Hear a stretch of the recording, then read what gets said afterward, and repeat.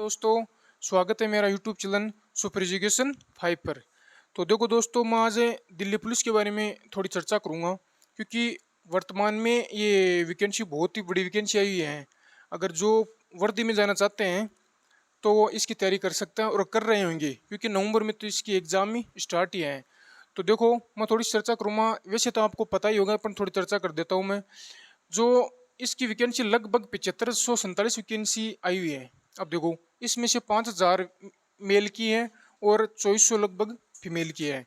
और इसमें इसी के साथ ही जो इसमें अगर अच्छा स्कोर नहीं कर पाएंगे, नवंबर में एग्ज़ाम है, तैयारी करो अच्छे से। तो अगर नहीं कर पाए तो फरवरी के अंदर एग्ज़ाम है 2024 में एमटीएस की, दिल्ली पुलिस एमटीएस की आएगी 888 पदों पर लगभग। तो अगर जो दिल्ली पुलिस में जाना चाहते हैं तो वो तैयारी कर रहे होंगे और करो अच्छे से। अभी भी आपके पास लगभग 70 डे पड़े हैं।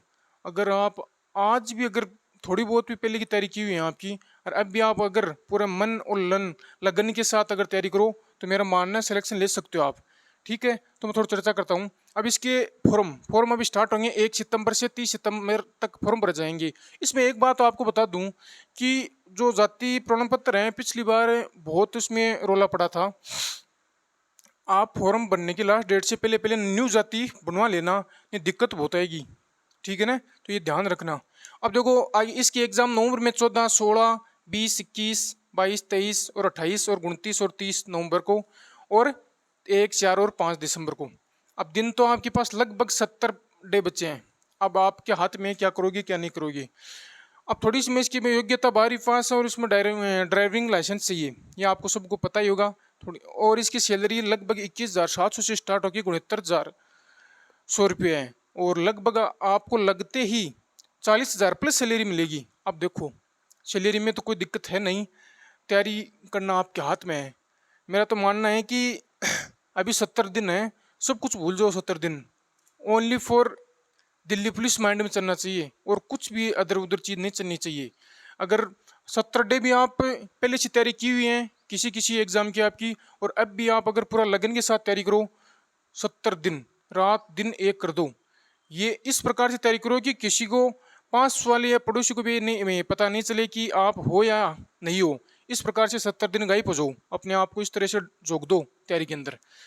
अब देखो, इसके अंदर एज एज अब 18 से 25 जनरल, जो 25 वर्ष में है जनरल का बच्चा, वो 25 वर्ष से अब वो फॉर्म नहीं भर सकता।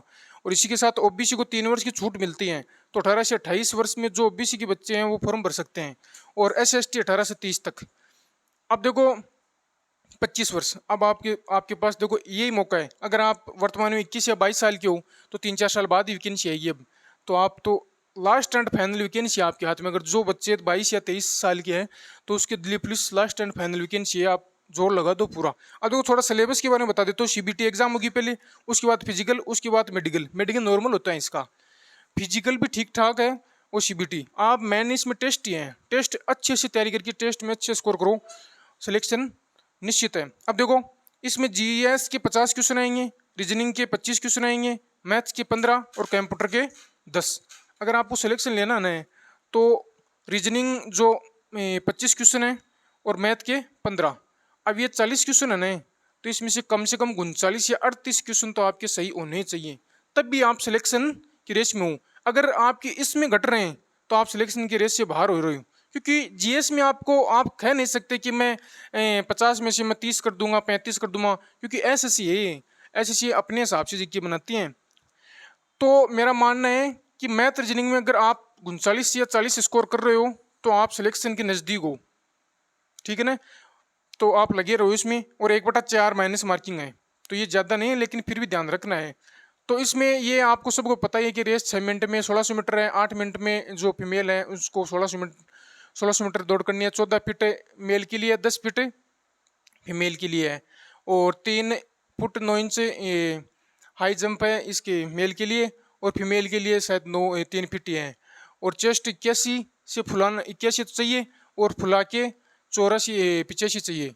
तो इसमें ज़्यादा है नहीं, कोई दिक्कत नहीं है। ये तो आप करिए लोगों के पहले पहले मेन यही है CBT, इसको अच्छे से तैयारी करो। जाति वाला ध्यान रखना, ये बहुत इंपॉर्टेंट है कि फॉर्म भरने के साथ ही पहले ये आप है ना वो बना लेना अपना जाति प्रमाण पत्र नया इंग्लिश वाला, ये ध्यान रखना। सेंटर में इंग्लिश वाला चलता है, ओबीसी के जो बच्चे हैं राजस्थान के और भी है, ठीक है। अब इसमें थोड़ी सी कट ऑफ के बारे में चर्चा कर लेता हूँ। 2017 में जिसमें नेगेटिव मार्किंग नहीं थी उसमें कट ऑफ थी 77,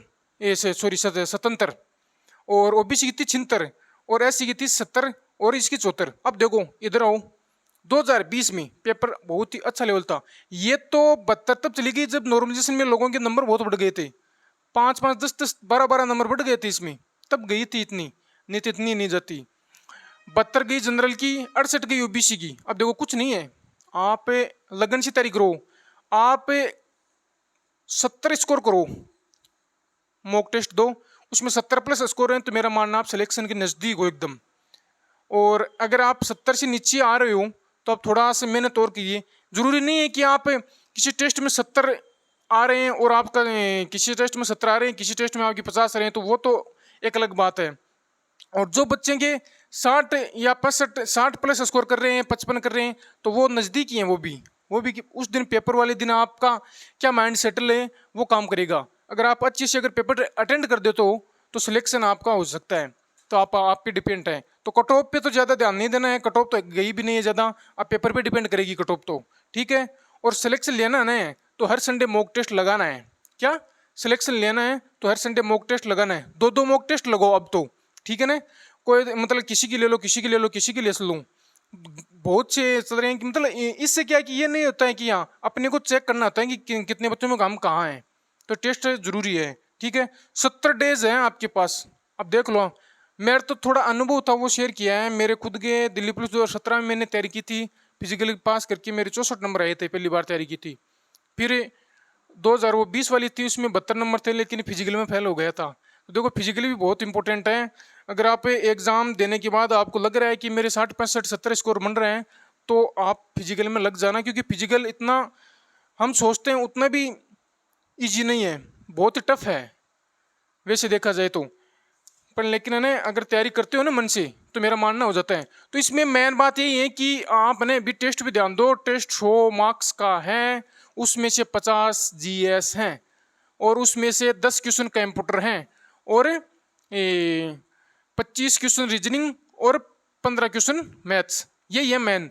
अब देखो जीएस है ना, जीएस में हिस्ट्री आ गई, पॉलिटी आ गई और जियोग्राफी आ गई, और इसी के साथ इकोनॉमी आ गई और करंट है। अब देखो हिस्ट्री और पॉलिटी और ये जियोग्राफी, हिस्ट्री के ज़्यादा क्वेश्चन देता है एसएससी सदैव, हिस्ट्री और पॉलिटी, तो इस पे थोड़ा सा ज़्यादा ध्यान रखिए, ठीक है। और जियोग्राफी का नॉर्मल पढ़ लिया, बेसिक पढ़िए, ज़्यादा जियोग्राफी में आप है ना कठिन मत पढ़िए। और ऊपर से जियोग्राफी में थोड़ा वो है ना जो वन्य जीव प्राणी उन पर ध्यान रखना, उनका एक क्वेश्चन आना तय है। और इकोनॉमी छोड़ना नहीं, इसके ओनली क्वेश्चन तो लगा लेना कम से कम। अगर 5 क्वेश्चन है तो आपको पता नहीं कि 1-2 क्वेश्चन ईजी आ जाए तो आप छूटे नहीं, 1-2 क्वेश्चन हो वो भी अच्छे ही हैं। तो इकोनॉमी थोड़ा क्वेश्चन जरूर पढ़ लेना इसकी, इकोनॉमी के जो एसएससी के पीछे क्वेश्चन आए हुए हैं। और करंट के लिए मेरा तो मानना है क्रोनोलॉजी सबसे बेस्ट है। क्रोनोलॉजी को आपको क्या होता है कि आप क्रोनोलॉजी पढ़ते हो ना, तो एक बार तो आपको पढ़ते हो तो थोड़ा सा कठिन लगती है कि क्या पढ़ रहे हैं, लेकिन एक बार पढ़ने के बाद अगर आप दोबारा पढ़ोगे ना तो आपको पहले दिन अगर 2 घंटे में उसको पूरी किए हैं तो दूसरे दिन 1 घंटे में कर दोगे। फिर इस प्रकार से करते हो आपके लास्ट के अंदर थे 2 मिनट का माँ उसको क्लियर ही कर दोगे आप देखो। तो मेरा तो मानना है क्रोनोलॉजी बेस्ट है, और इसमें क्वेश्चन भी बाहर नहीं जाएगा, ये भी तय है। 6-7 महीने की आप क्रोनोलॉजी रट दो, अरे याद हो जाएगी। आप अगर कंटिन्यू पढ़ रहे हो ना क्रोनोलॉजी तो याद हो ही जाएगी। तो ये टेस्ट पर ध्यान दो। कंप्यूटर अच्छे से नहीं, जो पीछे के आए हुए क्वेश्चन जरूर लगाओ। जैसे टॉपिक पढ़ते ही क्वेश्चन लगाना है साथ साथ कि इस टॉपिक की क्वेश्चन कहाँ से एसएससी द्वारा कौन कौन से क्वेश्चन पूछे गए हैं, ठीक है ना। तो कंप्यूटर के साथ कम से कम 5 प्लस स्कोर होना चाहिए। जिस प्रकार से पिछली बार कंप्यूटर पूछा था MS वर्ड, उसमें से पूरे के पूरे क्वेश्चन डाल दिए थे, तो आप फिर भी 5 क्वेश्चन कर सकते हो। मैंने भी 7 क्वेश्चन किए थे सही। मतलब अगर आप तैयारी करोगे ना तो हो जाएगा क्वेश्चन सही। आप अच्छी सी तैयारी करो, मैथ रीजनिंग का पूरा 40 का टारगेट रखो, उसका तो होना ही होना चाहिए, ठीक है। नमस्कार दोस्तों, अगर मैं जो चर्चा की है उसको आपको पसंद आया है तो लाइक और शेयर एंड सब्सक्राइब कीजिए। नमस्कार।